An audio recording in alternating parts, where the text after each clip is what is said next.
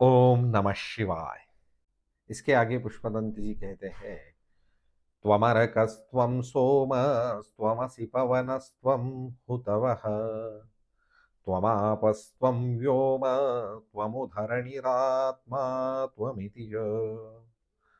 परिच्छिन्नामेवं त्वयि परिणता बिभ्रतु गिरम्, न विद्मस्तत्तत्त्वं वयमिह तु यत्त्वं न भवसि।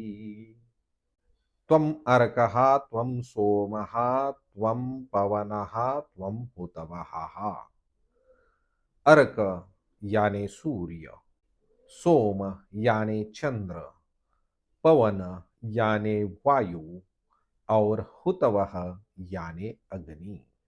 तो पुष्पदंत जी कहते हैं, आप सूर्य हो, चंद्र हो, वायु हो और अग्नि हो। इसके आगे कहते हैं, त्वमापस्त्वं व्योमः त्वमुधरणिरात्मा त्वमिति च। त्वम आपः यानी पानी, त्वम व्योमः यानी आकाश, त्वम धरणी तो पृथ्वी हो, और त्वम आत्मा आप इस विश्व में प्रकट होने वाला चेतन तत्व हो, चेतना हो। तो ये 8 प्रकार से अष्टमूर्तियों से हमारे संस्कृति में भगवान की उपासना की जाती है। भगवान रमन महर्षि उपदेश सारम में कहते हैं, काय वांग मन कार्य उत्तमम पूजनम जपः चिंतनम क्रमात् जगत ईषधि युक्त सेवनम अष्टमूर्तिभृत देव पूजनम।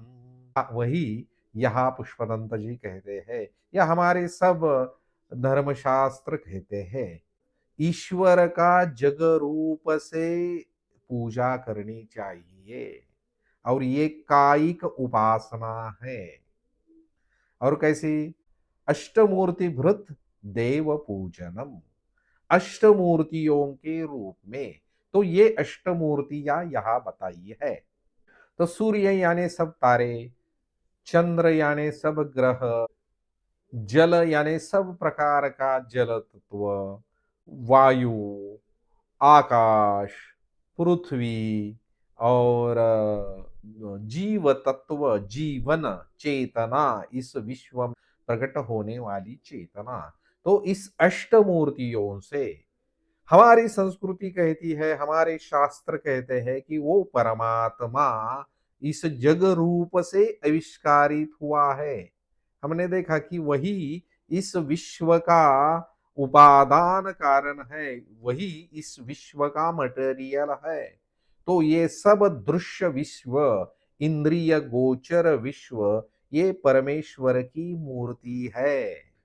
और इसलिए पुष्पदंत जी यहाँ कहते हैं, परिच्छिन्नामेवं त्वयि परिणता बिभ्रतु गिरम्। परिच्छिन्नाम एवं, ये सूर्य चंद्र ये क्या है? वैसे इस विश्व की एक मर्यादित चीजें है, मर्यादित वस्तु है, शांत वस्तु है, बदलने वाली वस्तु है, जन्म पावने वाली और स्थिति में रहने वाली और मरने वाली, ऐसी ये शांत वस्तुएं, ये परिच्छिन्न चीजें हैं। इस परिच्छिन्न वस्तुओं में ये पंडित लोग, ज्ञानी लोग, भक्त लोग, बुद्धिमान लोग आपकी धारणा करते हैं, उनके वाणी से आपको ऐसे प्रकट करते हैं। लेकिन न विद्महा तत्वम वयम, हम वो तत्व को नहीं जानते हैं। किस तत्व को?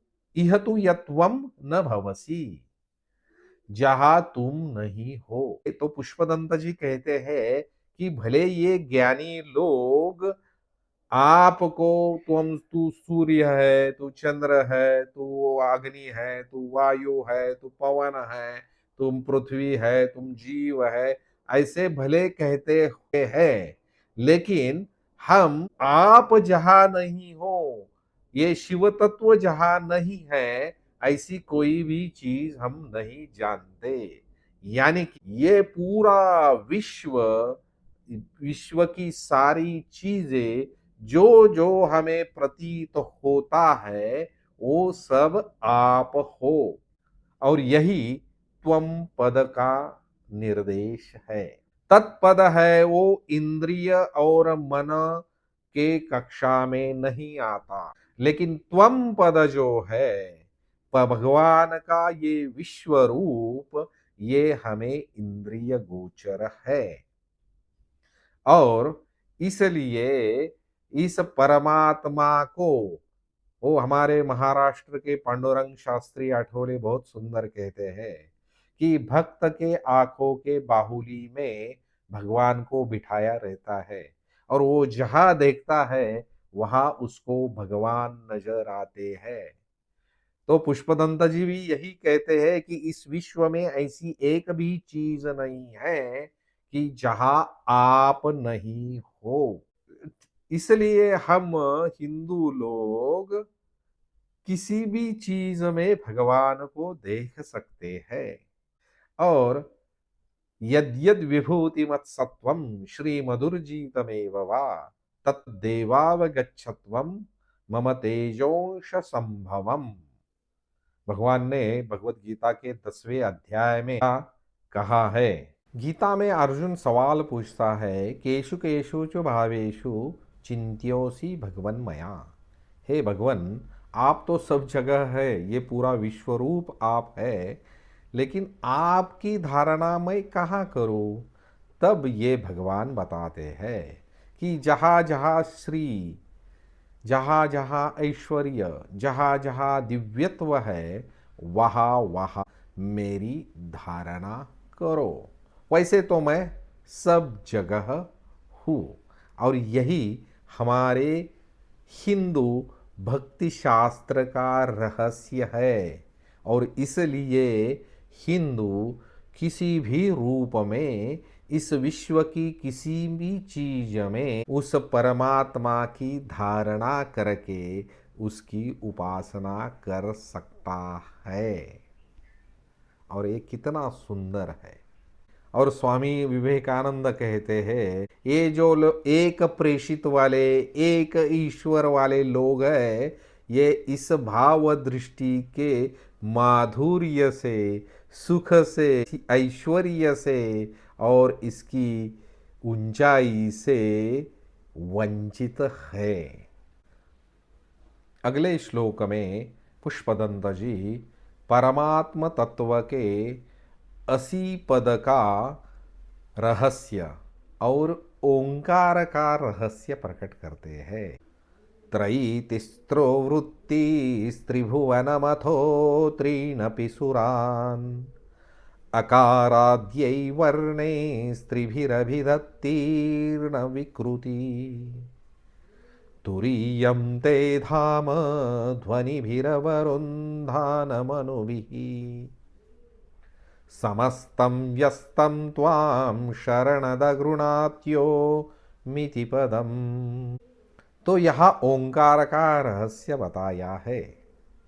ओंकार में 3 वर्ण आते हैं या 3 उच्चार आते हैं, अ, उ और म, और ये तीनों के संधि से ओम ये उच्चार निर्मित होता है। और यही पुष्पदंत जी बता रहे हैं।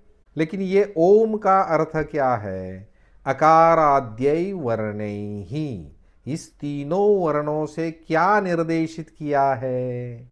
त्रयी, 3 वेद, 3 गुण, 3 काल, तिस्रः वृत्तिः, 3 वृत्तियाँ, जागृत, स्वप्न, सुषुप्ति, 3 भुवन, भू भुव स्वहा, त्रीनपि सुरान, 3 देव, ब्रह्मा, विष्णु, महेश। तो ये 3 अनुक्रमे अ उ म से निर्देश किए हैं। सुलभ शब्दों में ये अ उ म 3 उच्चारों से इस परमात्मा का जगत रूप, विश्व रूप, चिद्विलास रूप का निर्देश हुआ होता है। देखिए, ये तीन वृत्ति है, जागृत, स्वप्न, सुषुप्ति। ये तीनों वृत्तियों में जो कुछ भी है उसको कहते हैं विश्व, और हमारा विश्व इतना ही है।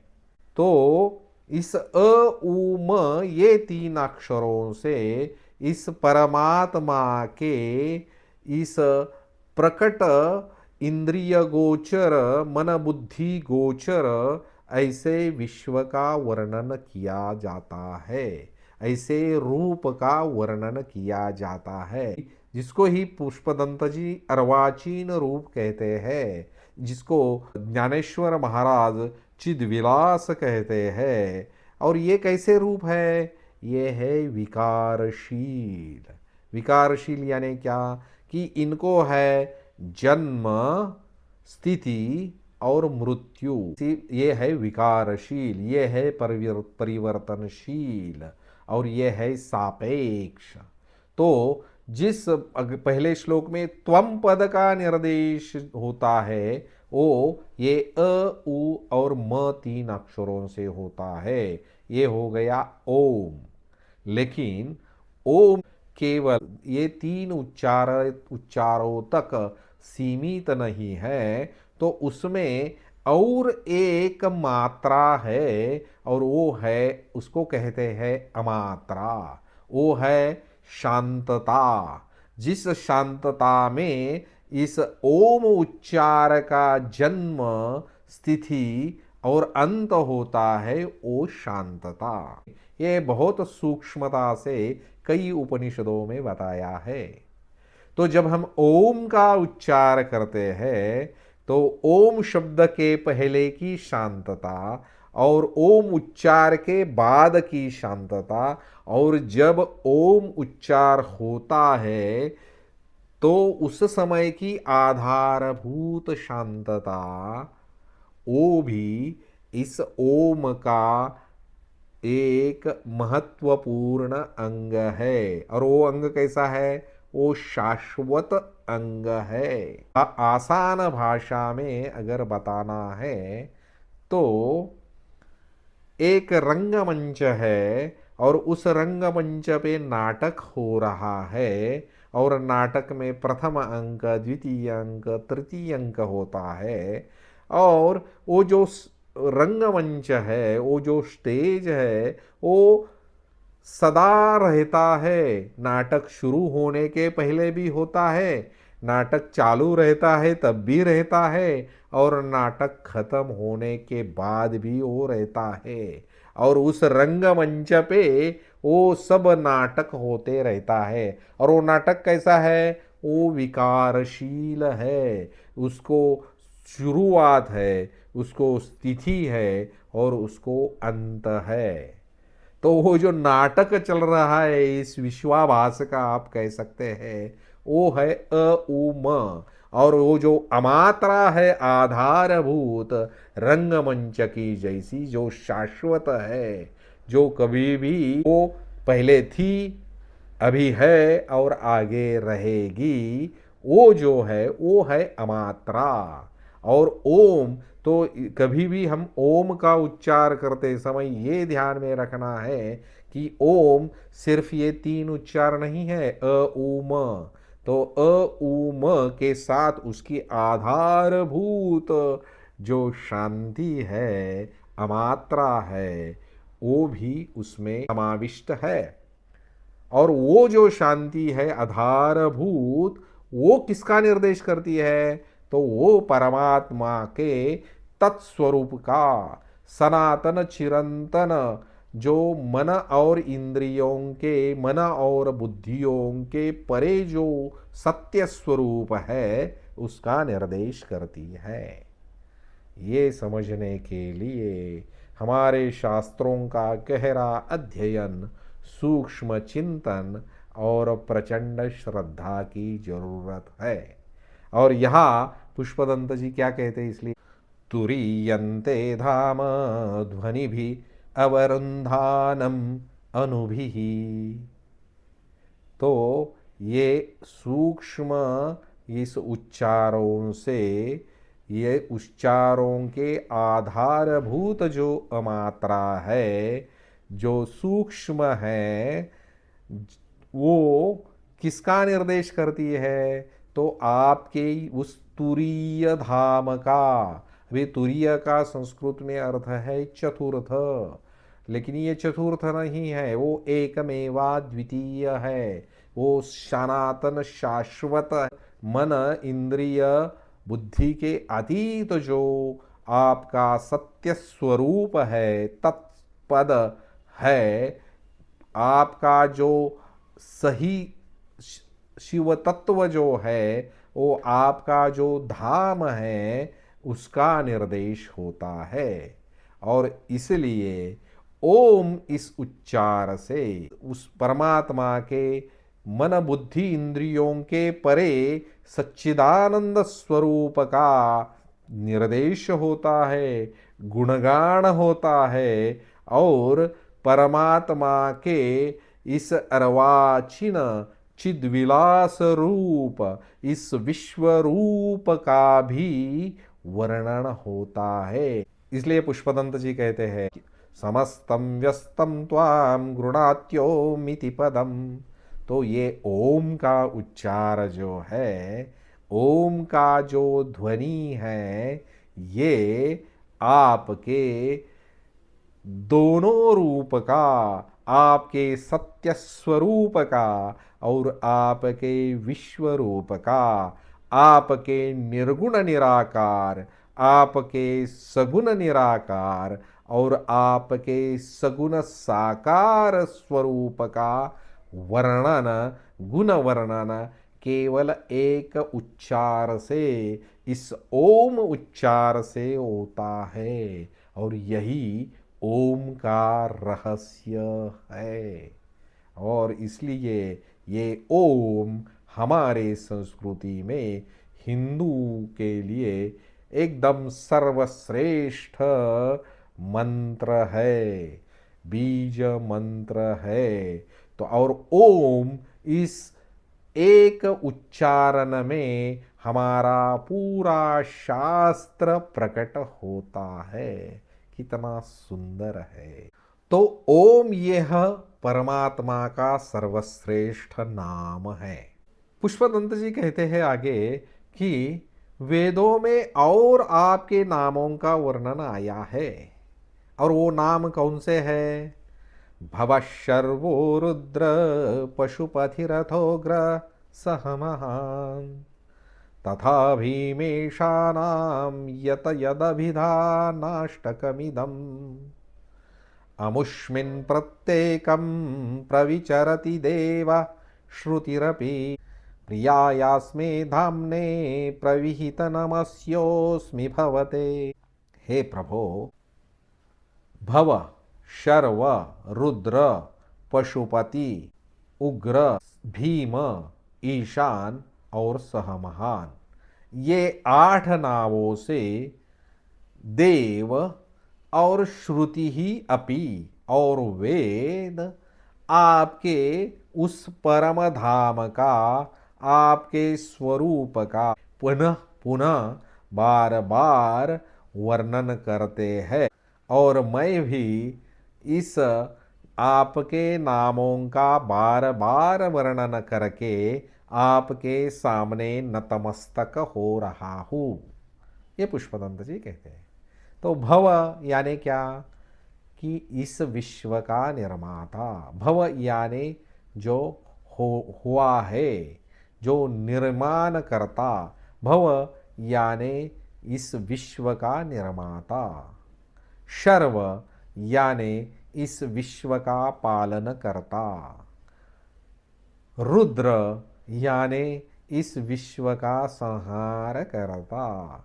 तो ब्रह्मा विष्णु महेश। पशुपति, इस विश्व में जो सब पशु है, पशु कौन है? जो माया के पाश से बद्ध है, वो सब पशुओं के स्वामी पशुपति। उग्र, जो क्रोधित होने पर अत्यंत उग्र होते हैं। हमने देखा जगद्रक्षायै त्वं नटसि ननु वा मैव विभूता। ये शिवजी आशुतोष भी है और क्रोधित हुए तो उतने उग्र भी है। तो उग्र भीम, भीम यानी महाकाय। तो ये विश्वरूप वो भी हमने देखा क्या उस श्लोक में, गंगा अवतरण के श्लोक में, कि गंगा एक आपके सर पे एक बिंदु लगती है, इतना आपका विशाल काय रूप है। तो भीम ईशान, ईशान यानी ईश्वर, कि जिसकी इच्छा से, जिसकी शासन से ये पूरा विश्व चल रहा है। और सहमहान, सहमहान का मुझे सही अर्थ नहीं मिला, लेकिन सहमहान एक परमात्मा का नाम है जो वेदों में बताया है। तो ऐसे 8 नामों से भी वेद और देव आपके उस परम धाम का, आपके स्वरूप का वर्णन करते हैं। और मैं भी ये नामों से, इस नामों का उच्चार करके आपके सामने बार बार नतमस्तक हो रहा हूँ। इसके पहले के 4 श्लोक और इसके आगे के 2 श्लोक, ये इसमें ये 6 श्लोकों में ये शिव महिम्न का शिखर है, ऐसे हम कह सकते हैं।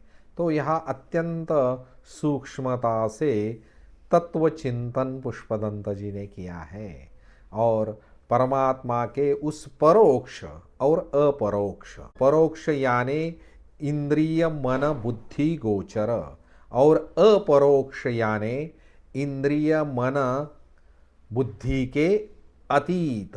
तो ये दोनों स्वरूपों का, दोनों रूपों का वर्णन इस 6 श्लोकों में यथार्थता से पुष्पदंत जी करते हैं।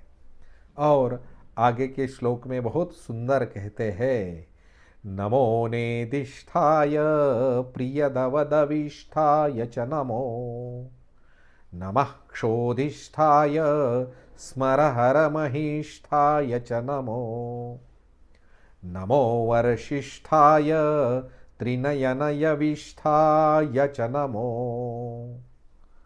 नमः सर्वस्मै ते तदिदमतिसर्वाय च नमः।